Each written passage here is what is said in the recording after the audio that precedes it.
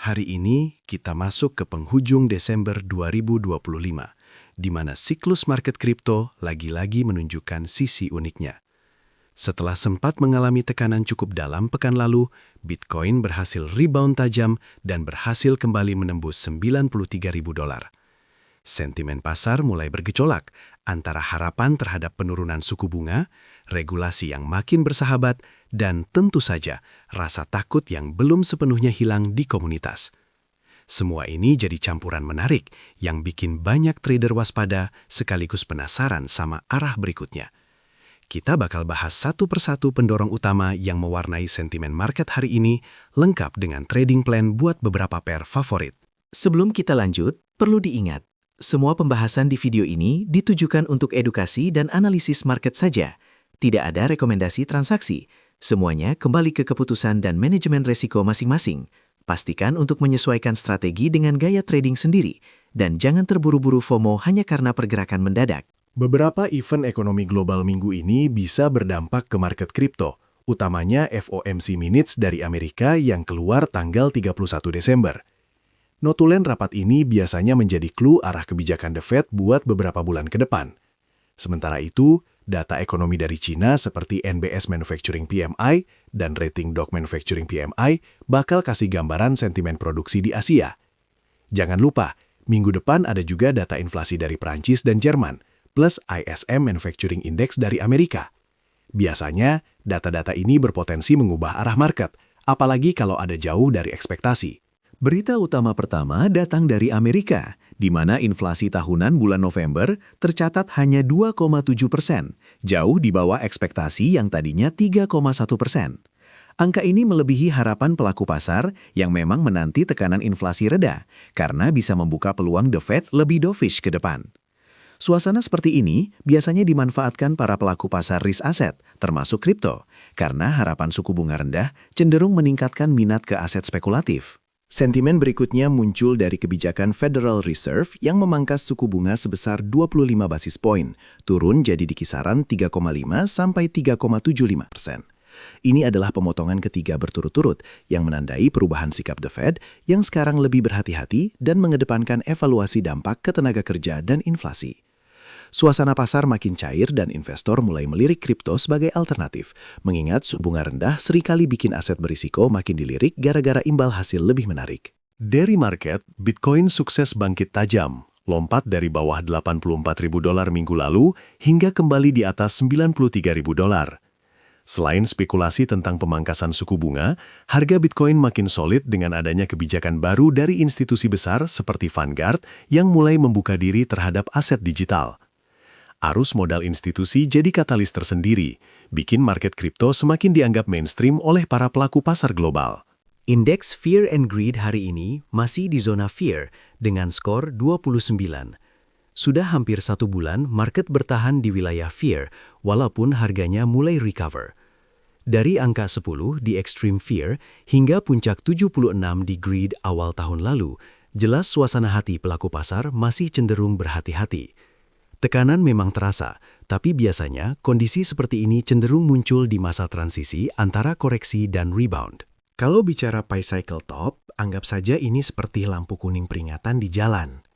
Garis rata-rata 110 hari Bitcoin masih jauh di bawah rata-rata 350 hari dikali 2, yang artinya sinyal puncak siklus belum muncul. Histori Pi Cycle Top sendiri sering jadi penanda euforia berlebihan, tapi kondisi sekarang masih relatif aman. Belum ada indikasi overheat di market. Sekarang, Puel Multiple ada di kisaran 0,92, jauh di bawah level 2,2 yang biasanya menandakan puncak siklus. Ibarat motor, ini masih di putaran rendah, artinya tekanan jual dari miner masih minim, dan belum ada tanda miner capitulation atau distribusi besar-besaran.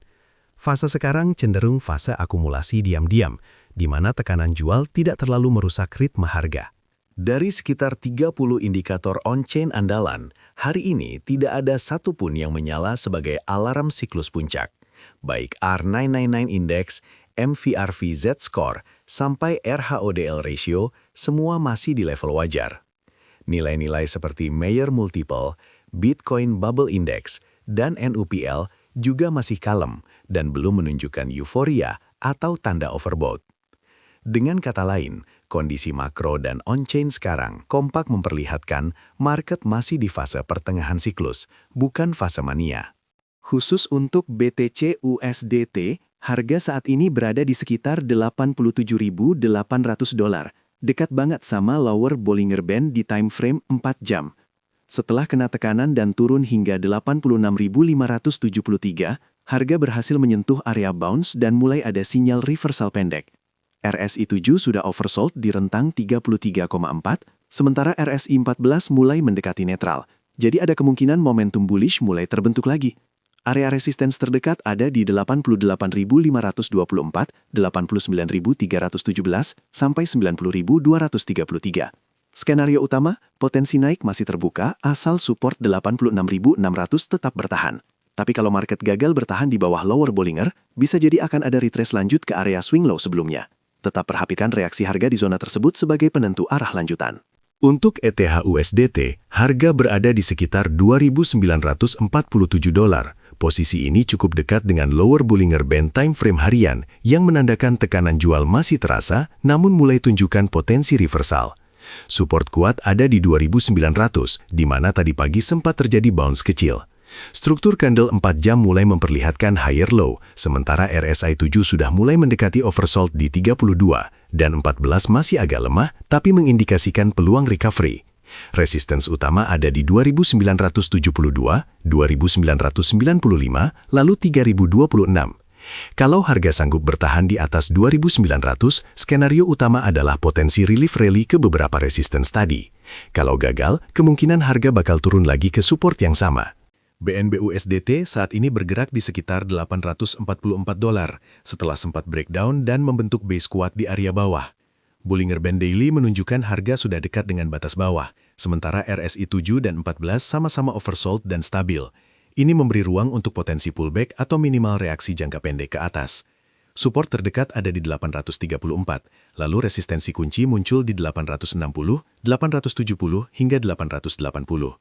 Skenario utama, harga masih berpotensi mean reversion ke sekitar resistensi tadi selama tidak breakdown di bawah 834. Kalau kembali breakdown, ada resiko retest ke area swing low lebih dalam. Solus USDT diperdagangkan di area $124.59, cenderung sideways dekat support utama 123,6, sedikit di atas lower Bollinger harian. RSI 7 dan 14 mendatar di zona netral, cenderung pulih dari posisi sebelumnya yang oversold. Volume juga mulai membaik dan tekanan jual kelihatan mulai mereda. VAPP harian yang signifikan lebih tinggi mengindikasikan adanya potensi mean reversion.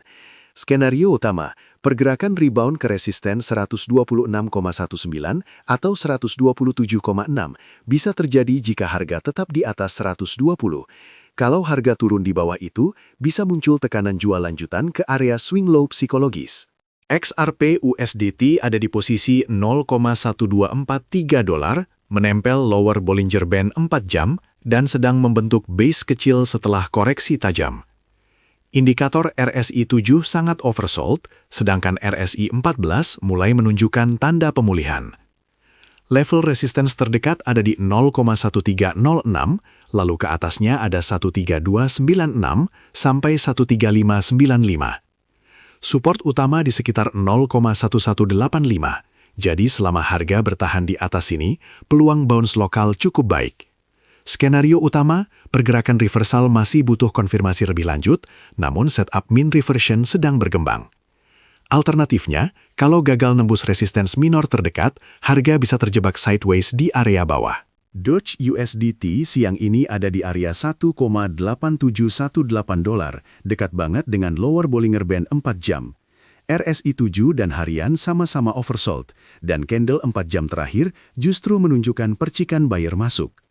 Support kuat ada di sekitar 1,841, sementara resisten kunci ada di 1,9, 1,9298, dan 1,9629. Skenario utama, selama harga masih di atas support bawah tadi, ada peluang baik buat mean reversion. Alternatifnya, kalau tekanan masih kuat dan harga breakdown ke bawah 1,84, tren bisa lanjut koreksi lebih dalam. Itu tadi rangkuman analisis market dan update trading plan untuk hari ini. Semua insight dan skenario yang dikasih di sini khusus untuk edukasi, bukan sinyal atau ajakan transaksi. Tetap jalankan manajemen resiko dan analisis mandiri sebelum ambil keputusan di market. Semoga informasi ini bisa bantu kamu navigasi market kripto lebih percaya diri ke depannya.